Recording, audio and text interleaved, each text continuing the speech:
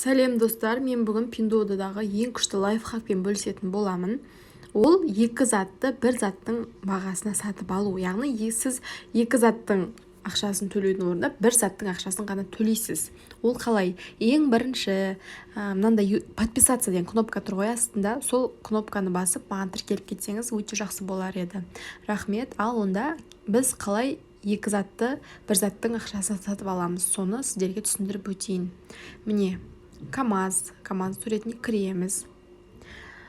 КамАЗдың суретіне кіргеннен кейін мына жерде бізде корзина сияқты батырма бар, соны басамыз.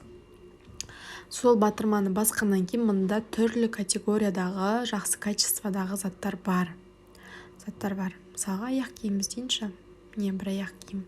Мына аяқ киім 79 деп тұр, 79 деп тұр. Мен осыны корзинаға алып сақтап алайын. Ең бірінші кіремін ішіне. И маған қандай размер керек? Маған 39 деген размер керек. Корзинаға міне сақтап алдым. Енді қайтып корзинаға кіреміз. 79 юань деп тұр ма? И осыны екеулеп аламыз. Міне, әлі баға өзгерген жоқ. Екеу алсақ та 79 юань деп тұр. Енді маған бұндай бірдей размердегі аяқ киім керек емес қой. Ол үшін не істейміз? Енді келесі товар таңдаймыз. Міне. Келесі мына кроссовки таңдайық, Осы кроссовки таңдаймын. Міне плюсті басамын. Корзинаға кіріп. Бұдан да 39 размерін таңдайын. И дальше басамын. Міне. Сонда бізде корзинада қараңыз. 3 зат тұр ғой, енді осы бізге керек емес. Мына аяқ киімді алып тастаймыз.